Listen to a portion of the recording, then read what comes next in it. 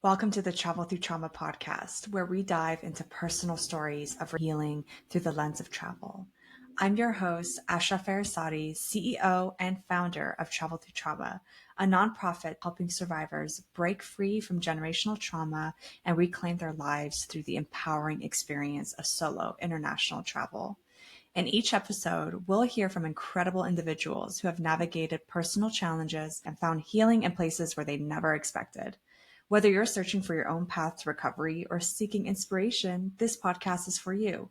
So buckle up as we explore how travel can heal the soul, challenge the mind, and open doors to new beginnings. Let's embark on this journey together.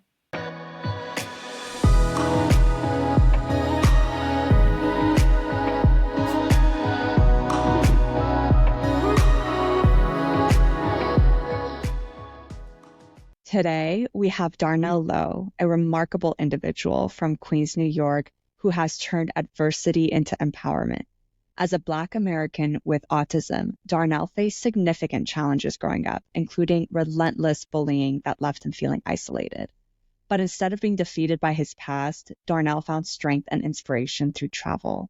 Exploring the world opened his eyes to new perspectives, cultures, and possibilities, helping him break free from the limitations of his childhood experiences.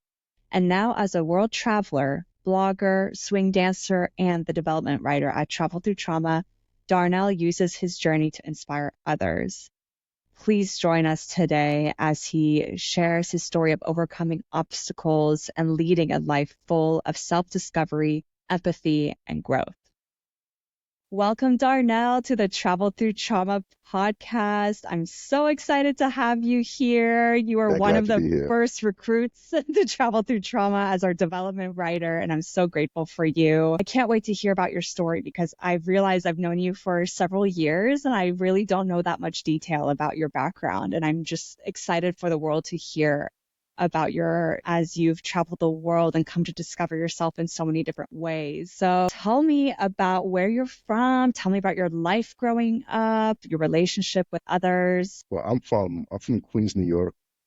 I lived there most of my childhood, and I've also lived in Tampa, Denver, Chicago, and Philadelphia. So I moved around the country, and my upbringing was it was pretty tough because during my early childhood I was nonverbal, so that created a lot of issues with not only my parents but with school and my teachers. I remember my mother being angry all the time, and she wasn't very emotionally available, and my dad was physically absent. He was heavily involved in church.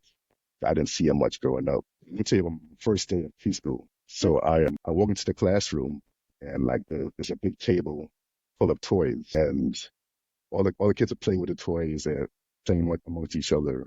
At this time, I have pretty severe social anxiety, so I took all the courage in me. I walked over to where they were playing, and they instantly pushed me away. And I remember trying to grab one of the toys and play with them, and they grabbed them from me and said, I can't play with them.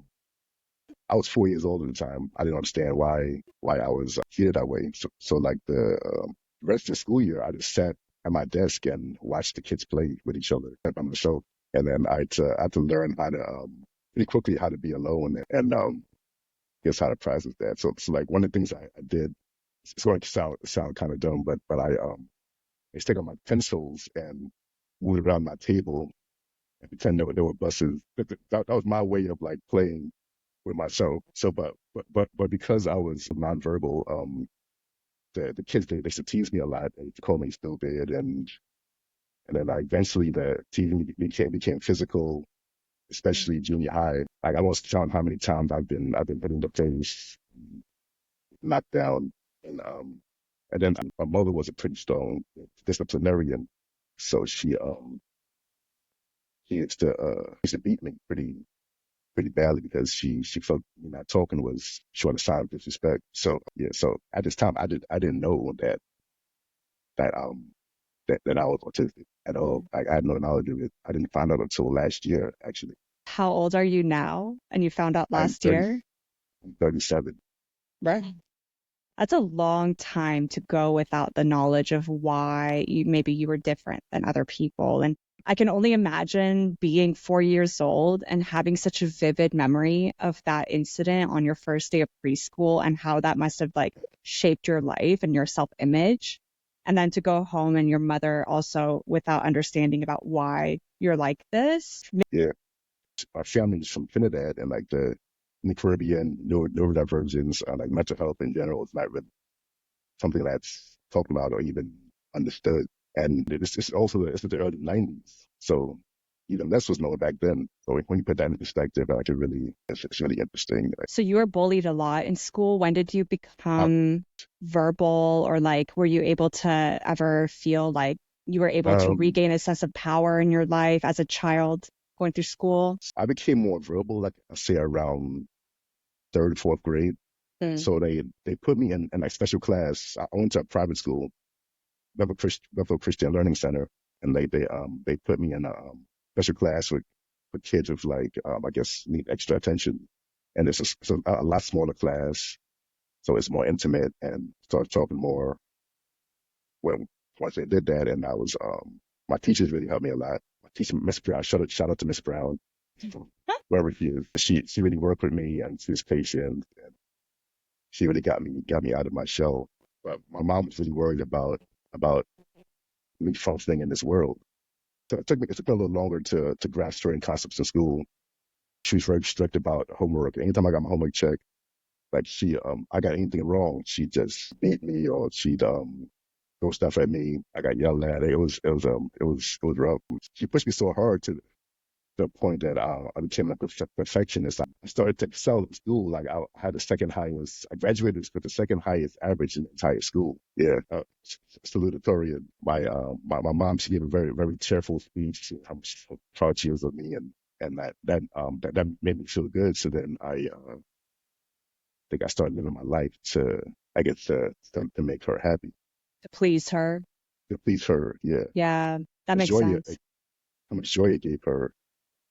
Like we had a very complicated relationship. It's like I knew she loved me, immensely, but she just didn't just understand me, like why I did the things I did. So given the experiences that you had in your childhood, how did that form some of your self-limiting beliefs? Like what were the stories that you were telling yourself for all these years, especially before your diagnosis, that maybe harmed you in ways that you didn't even understand psychologically? I would say I became like more self conscious because in junior high the bullying intensified. Like 'cause they put me in public school, and I started getting beat on pretty consistently because they guess I had very different interests than it's my age. Like I was a black kid in Queens. I was listening to Coldplay and Yellow Card and all that, and that wasn't really normal back then. I love that. And I walk differently, I dress differently, so I started to like be more conscious about how I move my body, how I talk, how I stood. I got very conscious about my movements, and I try to appear like as manly as possible. So the the perception was that I was a pussy. So what my classmates told me, so like they're pretty relentless, and making it known how masculine, is that a word? That the word? Yeah. How emasculate I am. And so I try my best to not fit that mold. That's really hard. I think, especially in the 2000s when we were growing up, um, there was no notion of toxic masculinity. That was the Yeah. expectation for men to not exhibit emotion, to fit in, to be kind of macho. And I think that dialogue, that narrative is shifting now, thankfully. But I'm sure Yeah. that must have been really difficult for you, given that you felt maybe this sense of cognitive dissonance from having to present yourself on the outside differently than maybe how you felt on the inside. Do you feel like that's kind of accurate? Yeah. That 100%. Mm. And like I go home and I tell my mom how much I was getting bullied, and she would tell me I brought it on myself because of how effeminate I act. Damn. like it's like on top of like the school kind of working against you in society, and then you have your mom who's also kind of working against you. Did you feel any support in your life besides Mrs. Brown, who's shout out to her, greatest teacher on earth? Because I didn't really even have any friendships until college. So I never learned how to socialize with other kids. I always came off as awkward, and I'm very conscious of that. I try I try to be as normal as possible. What even is normal though? Yeah, yeah, We true. could unpack that quite a bit too. What does that even mean? So, was there like a pivotal moment in your life where you came to a realization that there's some healing that you need to start doing? Or, like, how did you come to even be such a self-aware, enlightened individual that you are today? Like, what was that shift? So it probably started in Chicago actually. So I moved to Chicago from Denver. And at this point, I started making meaningful friendships. It's the first time in my life I'm having like friendships that are not surface level, and I'm being vulnerable with people. And so one of my friends, he invited me to start going to therapy, and I resisted it for so long. I'm like, I don't know if I want to do that. It's not really my thing. I finally did it, and it really helped me understand myself on a much deeper level, and it helped me understand my parents and why they did the things they did, and let me give them grace for their some of the things I felt were inadequate, my upbringing. Yeah, so that's where it started. Well, before that, so I started swing dancing when I was in Denver. Well, not Denver, in Tampa, and so one of my friends, he's my best friend now. But I work with this guy, and he advanced me to come out swing dancing. I resisted it for like 8 months, and he was persistent, and it ended up being something that I became super passionate about. Like I got so good to the point that women were like counting me down to come dance with me. Like it was just a great feeling. Like it was a big boost to my confidence. Like I was burning calories. So I think that's what started my healing, to be honest. Which the swing dancing connects with my with how I started traveling the world. I Really? don't know if I've ever told you this story. I don't think so. Okay, so 2014, I took my first international trip. So I quit my job at this point because I was in a pretty bad place mentally. I was suicidal. I was depressed. So I quit my job and I booked a flight to Italy. And it's my first international trip by myself ever. And I was terrified, but I was excited. So I arrived in Rome, and it's New Year's Eve 2013, going into 2014, and I walked down to the Colosseum, and there's the group of swing dancers performing, and there's a big band playing. I'm just observing and enjoying the moment, and so the swing dancers, they start pulling people from the crowd to dance with them. So there- there's maybe I'll say 2,000 people at least in this one spot, and I get pulled. Of all the people there, I'm one of the people that gets pulled onto the dance floor. And the woman I'm dancing with, um, later I find out her name is Dorina. So she started dancing, and she looks at me like, whoa, he really knows the moves. So like people are cheering for me, like the people have their cameras out taking video, and I got interviewed afterwards, and then I got invited back to the tent in the back where I was eating pasta and taking shots with the other dancers. Like it was a good time. So so then the arena, we ended up hitting it off, and we just hung out all night. We danced and we talked politics, we talked life, and so he asked me to walk to the train station. So I walked into the train platform, and we ended up making out on the train platform. It was just a perfect day, and I was like, wow, this was an incredible experience. I want to see what the rest of the world has to offer. So that's what started my travel journey. Wow, what an Yeah, incredible first experience. I yeah. want to unpack this so much. Like, first of all, why did you pick Italy? What inspires you to go there for your first journey? And then, like, what did that experience reveal about yourself? Or how did it challenge your self-limiting beliefs? Yes. So it's crazy because it's such a mundane thing that got me there. So for my think maybe my 25th, 26th birthday, I started to go on a cruise, and I invited a bunch of friends. Nobody showed up, but I went by myself on this cruise, and I ended up meeting people and hanging out with them, and they was having a conversation, and they were talking about how great it, and I kept that in my mind. Like I went back to Mm. work 2 weeks later, and like, you know what, I'm gonna go to Italy. So that's basically how it happened.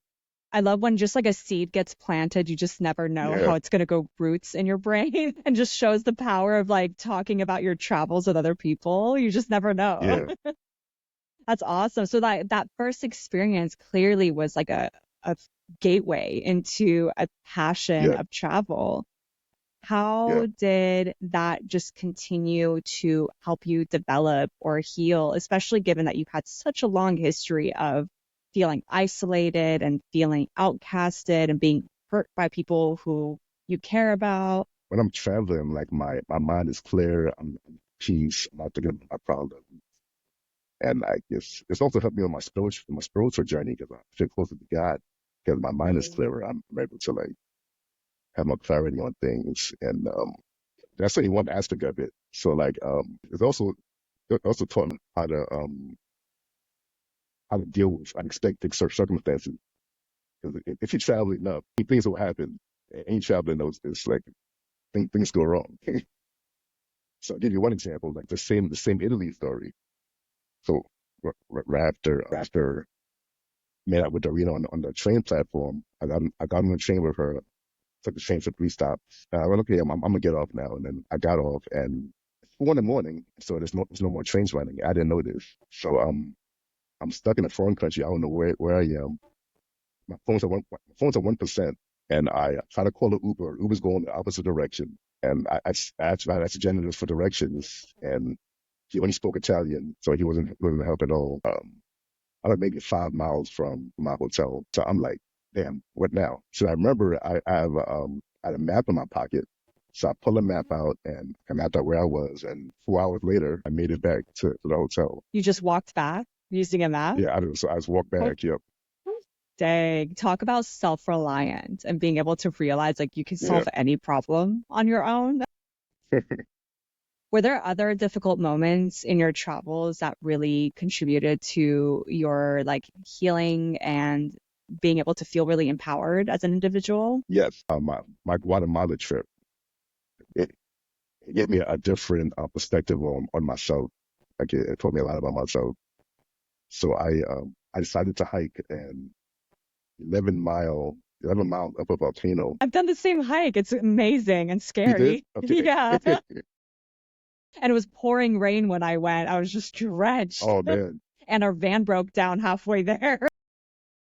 Wow.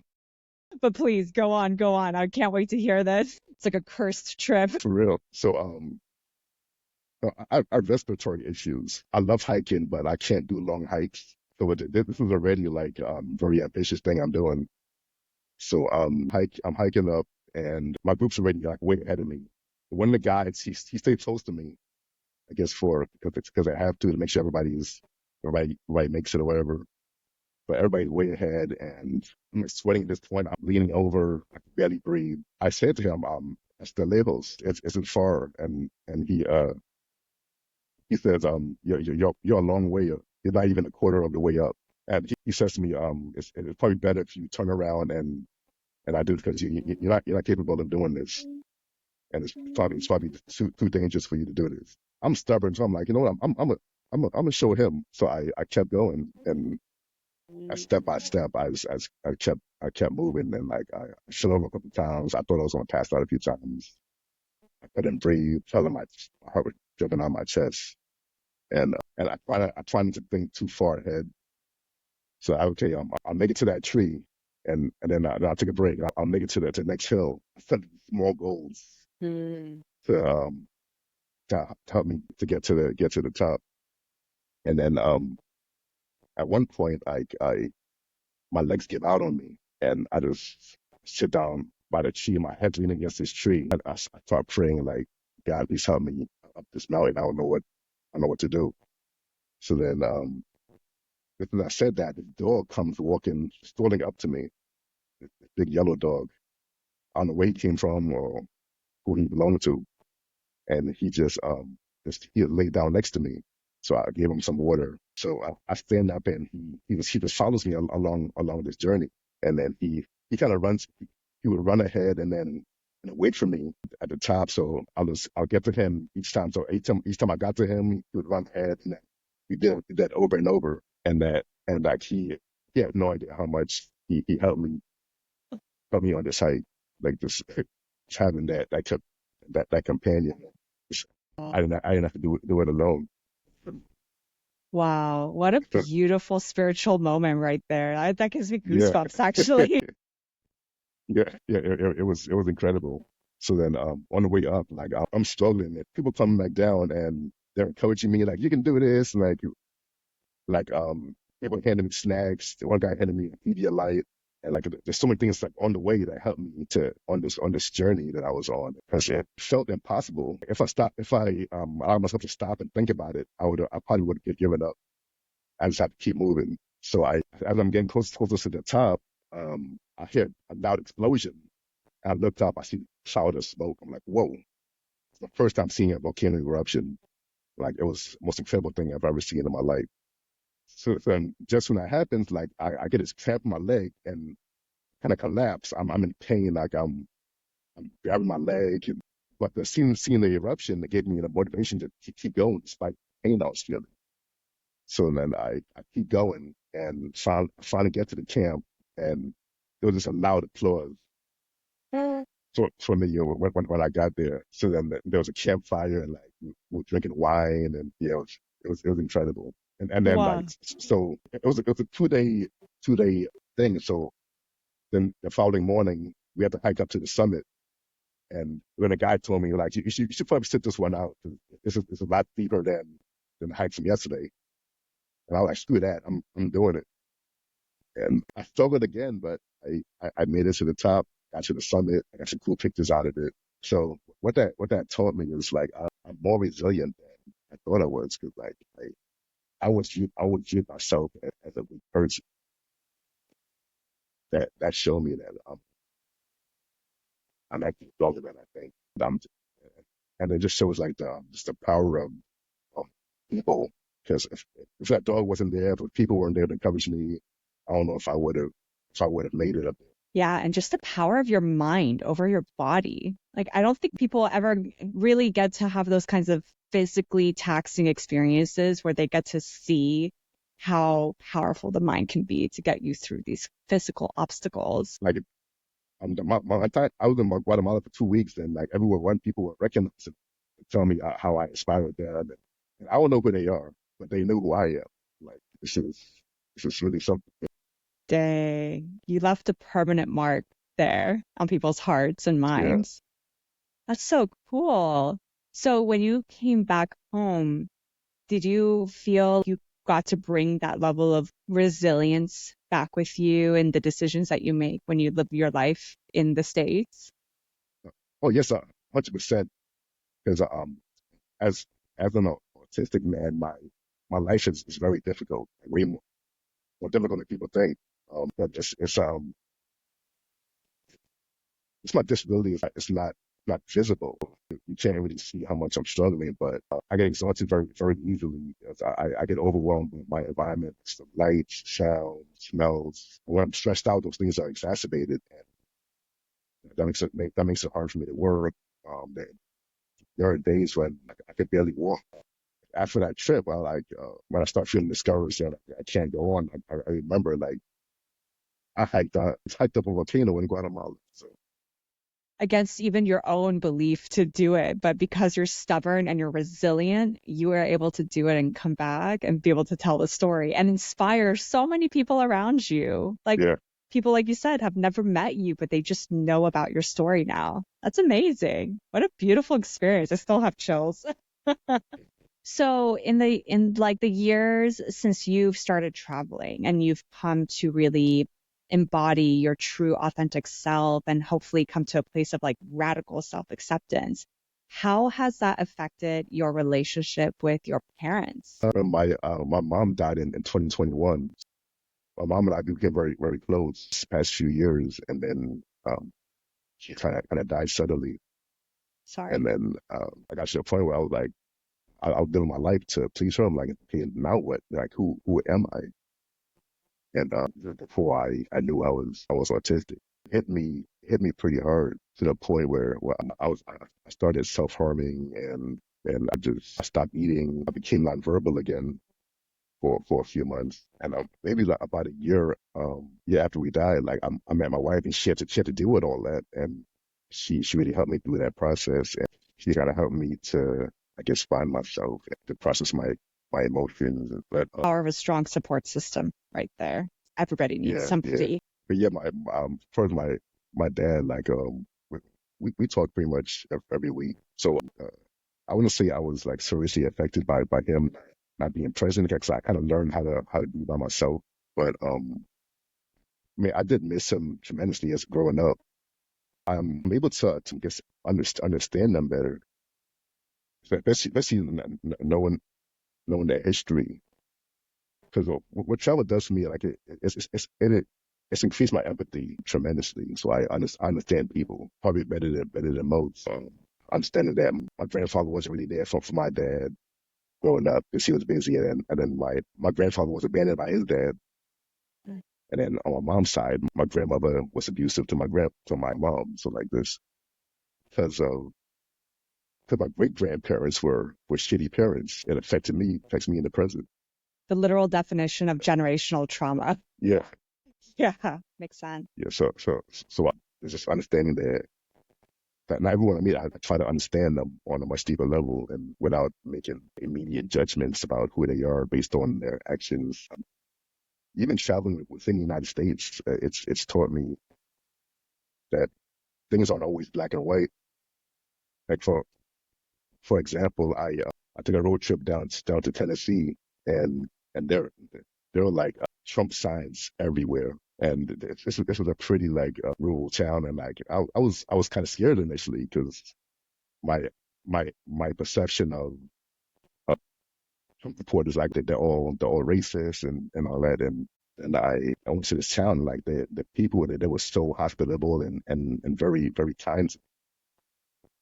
Like it just taught me that things aren't always that black and white. That there's a little nuance involved in politics, especially, that people don't realize. You make such a valid and important point that I really resonate with, because I've also taken road trips into the South and the Midwest in places where I had my stereotypes about being accepted as an Iranian American woman, where people have a lot of misconceptions about the Middle East in particular.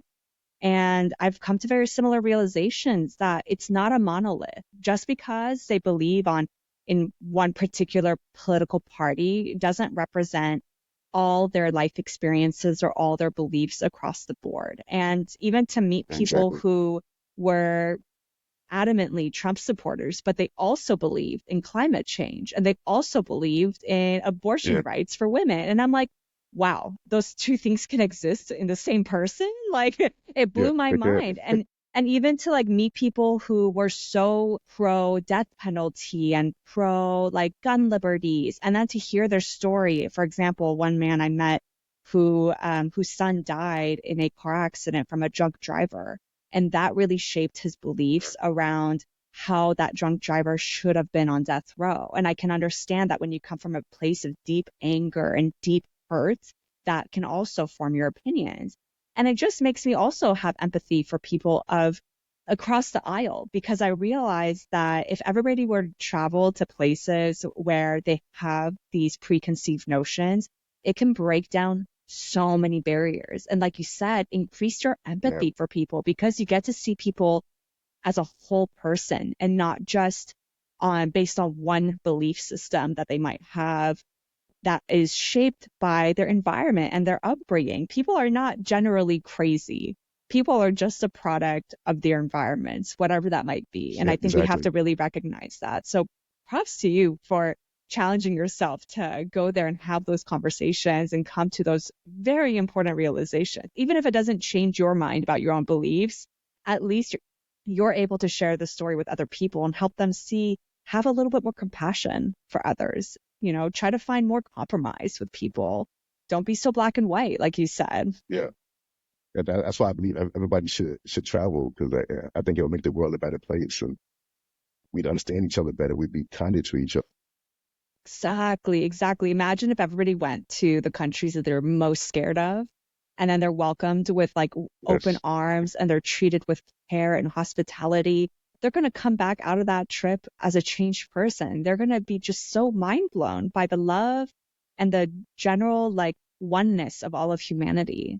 And I think that recognition is so important for our own healing, and even be able to recognize the empathy that we can have for our parents, because sometimes we are the hardest on them. But when we see them as human beings, a product of their own traumas and their own environments, and we see that with everybody around us, it's life changing. It's like radical acceptance is possible after that. 100%.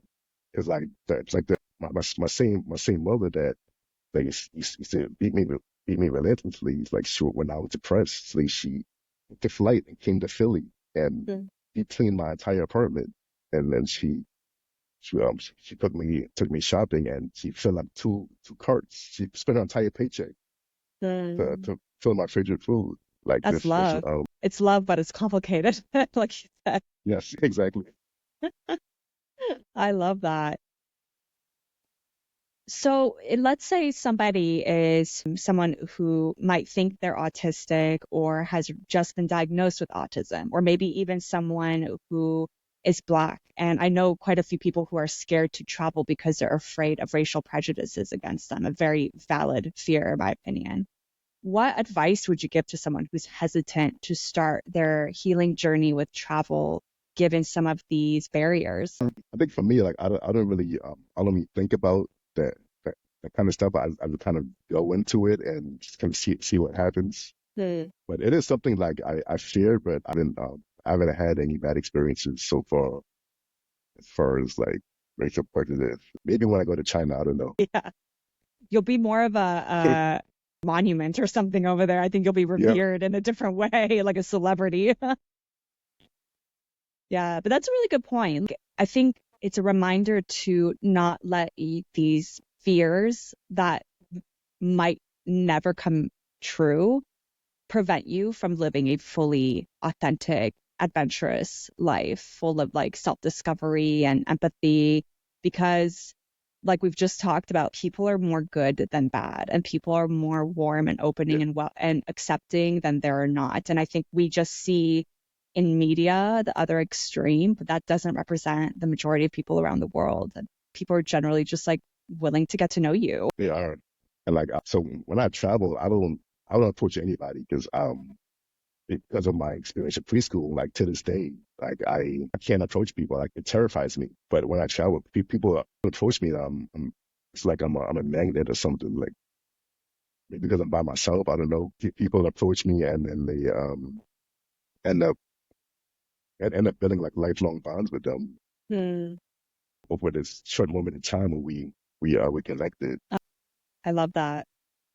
I think that's a testament to solo traveling, though. I think people are more approachable when you're traveling Yeah, by yourself rather than like being coupled up with someone or being part of a group of friends. That's a lot less yeah. approachable. Like, I hear people say like, oh, they don't want to travel alone, but I travel alone, but I'm never alone when I travel because Exactly. people they will approach you. Do you think that's mostly because of hostels, or what are some of the ways that you've reliably met people while traveling alone? Some of it through hostels or like free walking tours, which I highly recommend.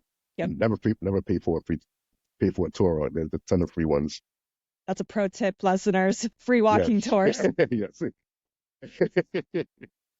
Yeah, and well, so I use couch surfing before they started charging. That's kind of scary though, Couch isn't surfing it? was like the I'm scared of couch surfing. well, I didn't use it to like stay. I used it to meet people. Mm, So I go on the app, and then you can see people in the area, other travelers, and kind of message them. oh, So that's basically cool. what I did. I tried to use Couchsurfing as accommodation, but nobody was willing to host me. I don't know why, but the women I know that travel, they have no issues with it. But I Mm, guess people don't want a man in their house. I yeah. get it. I think there's so many alternatives to where people can stay that they can choose. from a plethora of options Yeah, these days, which is awesome. So if that's true. somebody were to embark on their first experience, are there any specific types of trips or destinations that you recommend for someone trying to heal through travel? So I say hiking trips are definitely up there as far as I guess the healing, the peace you feel. So I say start with like a hiking trip that's close by to you, wherever you may live. There might be hiking spots you could go to, and just yeah, if I find that you could listen to music, talk to God, or just enjoy the view. Like it's very peaceful and it's very therapeutic just being in nature in it. So It's very grounding, just being able to feel the yeah, dirt and like yes, feel the trees around you, get away from the noise of a city. Yeah, that's a really good tip. yeah. And where in particular have you enjoyed hiking the most around the world? Enjoyed the most. I think most of the hikes I've enjoyed were within the United States. Well, California, I love California. We're the best. It's fine. We know it. Yes.